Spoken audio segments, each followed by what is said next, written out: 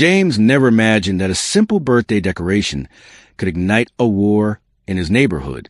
But as he stood in his driveway, staring at 3 enormous military tanks, he realized his HOA had finally lost its mind. The early morning sun cast long shadows over his suburban street, but the cold steel of the tanks gleamed menacingly. Their barrels, massive, green, and eerily real, pointed directly at his front door. It was like waking up in a war zone, except this was a quiet, upscale community, not a battlefield. His first instinct was that this had to be a joke, maybe an extreme prank from a neighbor. But then Elaine Thompson, the HOA president from hell, stepped onto his lawn with her infamous clipboard and smug smile. "Good morning, James," she chirped, tapping her pen against her notepad.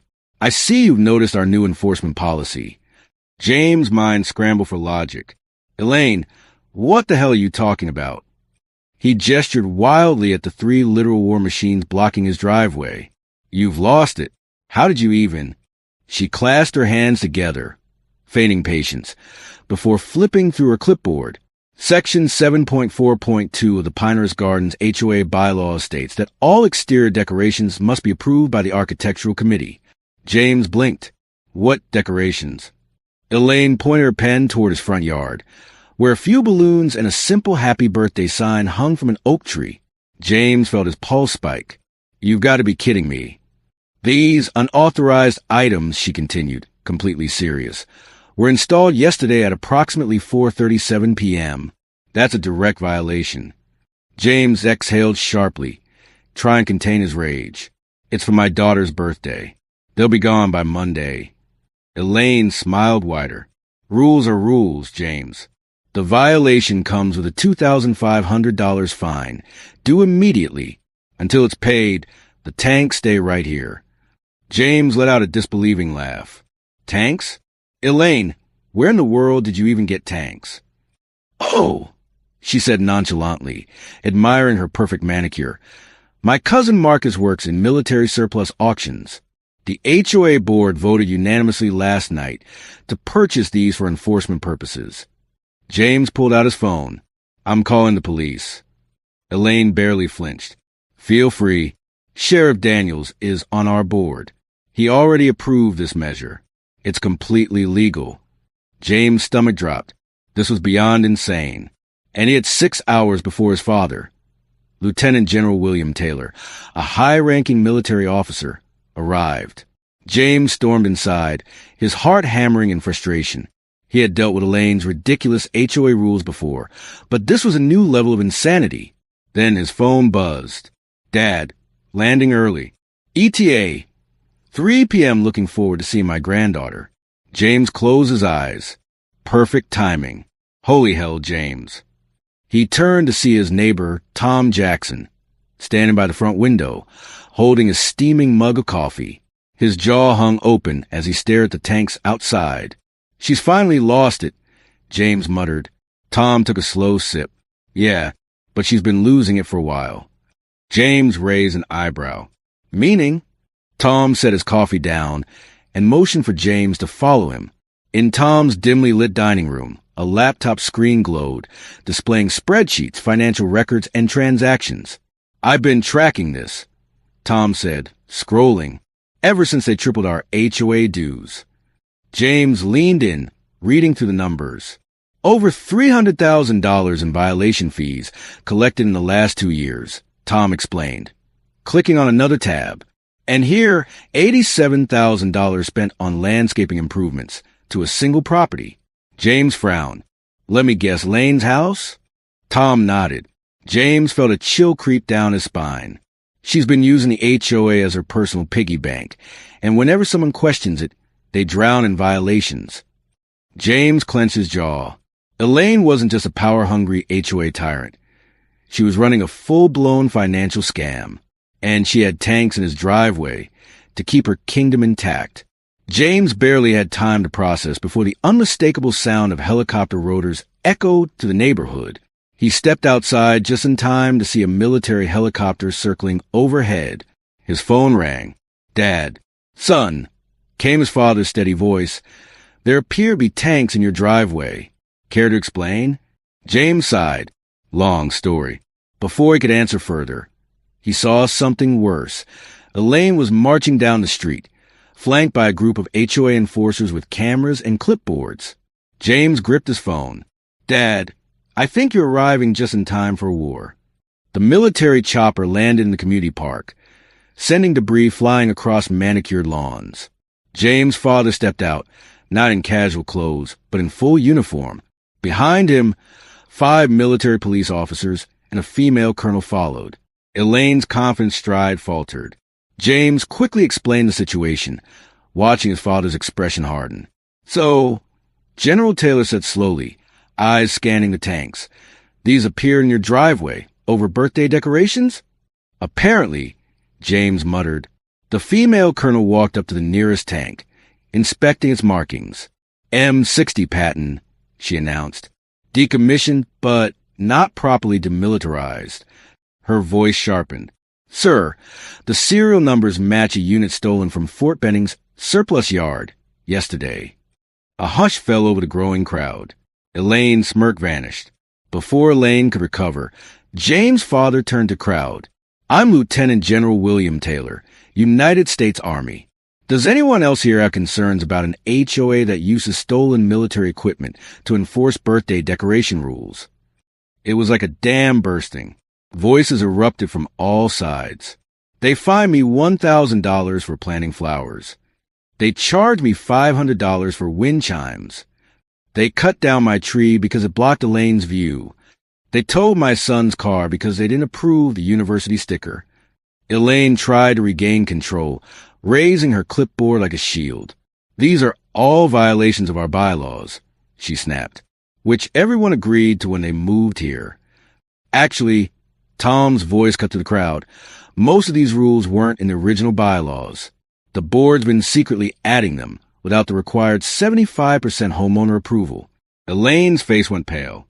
Behind her, neighbors were pulling up documents, checking their violations, realizing they'd been lied to. And then a black SUV rolled up, the door opening to reveal a man in a dark suit. He flashed his badge. "Elaine Thompson? I'm Special Agent Harris, FBI. We have some questions about your HOA's financial practices." Elaine's smugness finally cracked. James folded his arms. The war had just begun. The murmur of the crowd grew into a storm. Elaine's once loyal enforcers, clutching their clipboards, began backing away as homeowners realized they'd been played. James stood among them, watching as Elaine's carefully built empire crumbled in real time.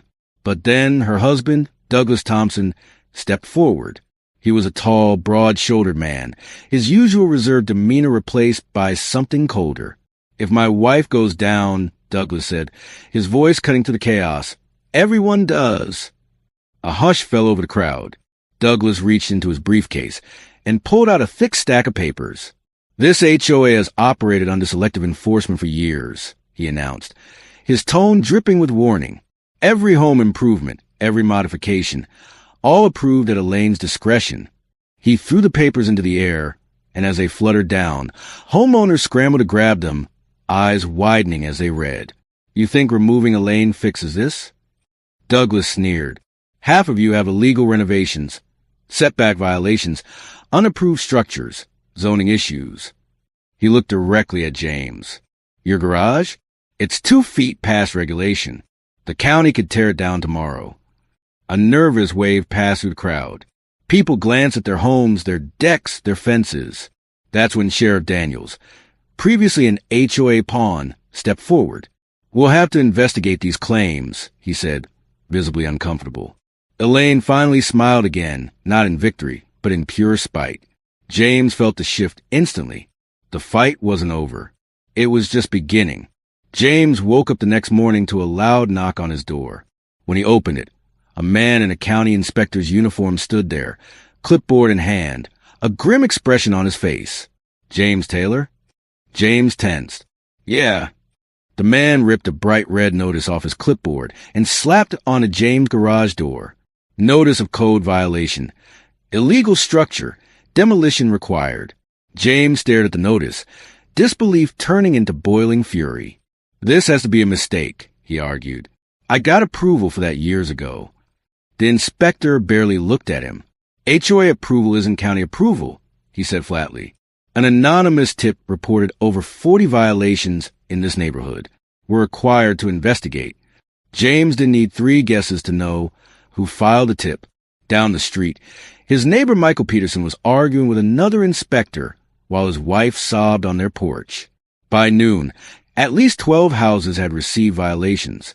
The Petersons' beautiful sunroom, the one they built for their daughter's wedding, was marked for demolition. The Rodriguez family's wheelchair ramp, built for their elderly grandmother, non-compliant. Fined. The Wilsons' deck, too large, ordered to be torn down. The HOA was gone, but its damage wasn't undone, and Douglas had set the county on them like attack dogs. James felt the weight of every neighbor's glare. This was his fault.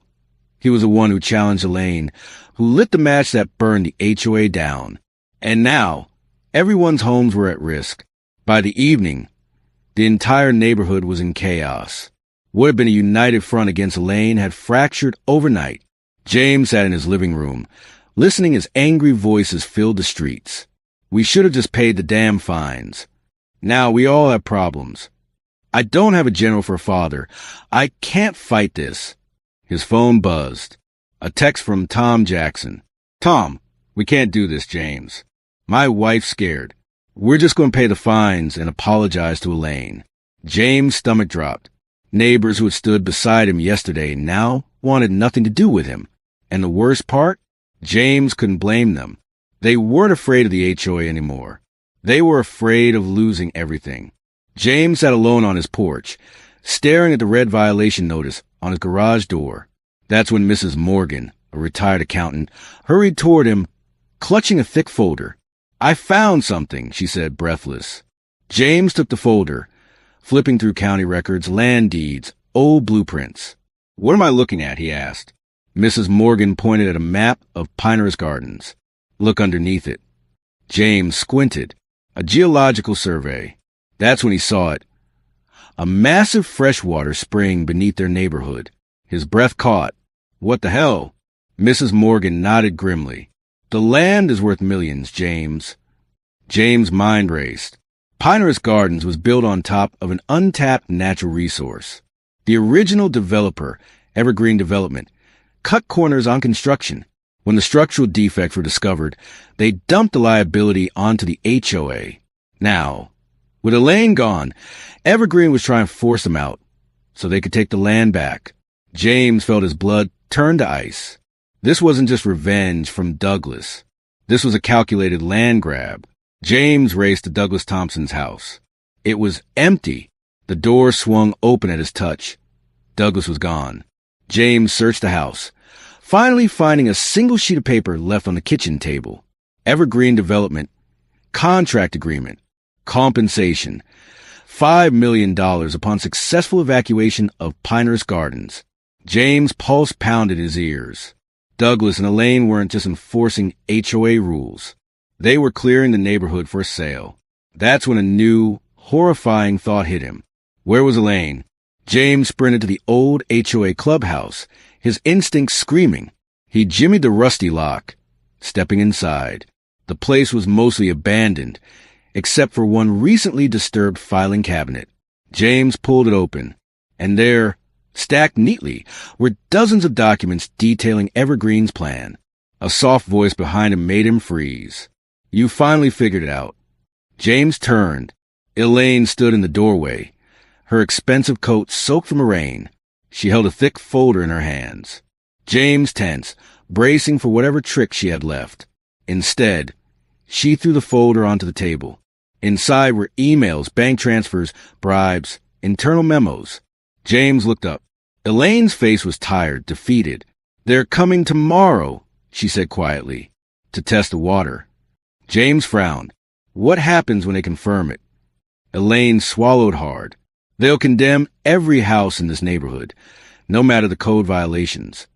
James' chest tightened. Elaine met his eyes. It's over, she whispered. James slowly closed the folder. No, he said. Not yet. James stared at the damning evidence Elaine had just handed him. Emails, bank transfers, official memos. Proof that Evergreen Development had been orchestrating the neighborhood's destruction for years. Elaine lowered herself into a chair, rubbing her temples. She looked nothing like the ruthless HOA president who had once terrorized the community. "How long have you known?" James asked, still flipping through the papers. Elaine hesitated before answering. 3 years. James' stomach twisted. 3 years? You knew, and you still did all this. His voice rose with anger. You ruined people's lives. For what? To stall them? To cover your own tracks? Elaine's expression hardened, but there was guilt in her eyes. I thought I could contain it. That if I kept the neighborhood in line, Evergreen wouldn't make a move. But then you came in, questioning everything. James slammed his hand on the table. So you sent tanks to my driveway? I panicked, she admitted quietly. Evergreen gave me an ultimatum. Get the homeowners out, or they would bury me along with them. James exhaled sharply, clutching the folder tighter. Tomorrow morning, Elaine continued, Evergreen's team will be here to test the water. The second they confirm the spring is viable, the county will move in and condemn every home in Pinehurst Gardens. James took a step back, his mind spinning. This wasn't just about winning against Elaine anymore. This was about saving his entire neighborhood from being erased off the map. He needed a plan, and he needed his father. James stormed into his father's temporary command post, a makeshift war room set up in Judge Wilson's living room. His father, Lieutenant General William Taylor, was leaning over a large table covered in maps, HOA records, and legal documents. Tom Jackson, Mrs. Morgan, and a few remaining loyal neighbors were gathered around. Son, General Taylor said, looking up, you have something for us? James threw the folder onto the table. Elaine followed hesitantly behind him. Tom's eyes widened as he read the documents. This is Jesus, James. This is everything, he whispered. Judge Wilson adjusted his glasses, flipping through the pages. Bribes, false inspections, collusion between Evergreen and county officials. He let out a low whistle. This isn't just corruption. This is a criminal conspiracy. General Taylor nodded. And we have less than 12 hours before Evergreen moves in. James clenched his fists. We need to expose them before they make their move. His father looked at him, then at Elaine. Are you ready to testify against them? Elaine hesitated. Then, slowly, she nodded. Yes. James took a deep breath. Then let's go to war. At 8 a.m., the first of the Evergreen Development SUVs rolled into Pinehurst Gardens. Their inspectors, wearing polished suits and carrying equipment cases, stepped out, moving with chilling confidence. They weren't checking for violations anymore. They were here to finalize the neighborhood's destruction. James, his father, and a small army of neighbors and reporters stood waiting. Camera crews filmed live, broadcasting the confrontation to the entire state. A tall, sharp-eyed man stepped out of the lead SUV, his expensive black suit giving the air of a predator. James recognized him instantly from the documents. Harold Whitmore, CEO of Evergreen Development. Ah, Whitmore said smoothly, spotting James and the others. I was expecting a quieter reception.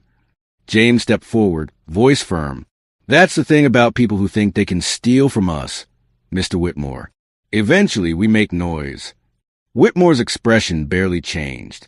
We're just conducting standard environmental tests, Mr. Taylor. If the results lead to condemnation, that's simply a matter of public safety. Public safety? James scoffed. You mean financial gain? Whitmore's smile never faltered. You're making dangerous accusations without proof. James held up the folder Elaine had given him. Proof, he said. I have enough to bury you. Whitmore's calm demeanor cracked for the first time. That's when the state attorney general's car pulled up, and right behind them, a military convoy. General Taylor turned to Whitmore, his expression stone cold. Would you care to explain the illegal land transfers, the falsified safety reports, or the bribery records? Whitmore opened his mouth, but nothing came out. Behind him, Evergreen's men exchanged nervous glances. The trap had sprung. For the next several hours, chaos unfolded. The state attorney general's team seized the HOA's financial records. Elaine formally testified, admitting her role, but exposing Evergreen's plot. County officials were questioned, and 2 immediately resigned in disgrace. The water test results were made public. confirming that Piner's garden sat on a natural freshwater spring worth millions. By mid-afternoon, the CEO of Evergreen, Harold Whitmore, was placed in handcuffs. Elaine watched silently as they took him away.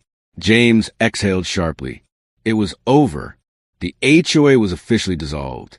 With Evergreen exposed and the corrupt officials removed, Piner's Gardens was finally free.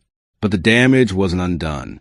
James walked to the neighborhood that night, seeing the fear that still lingered.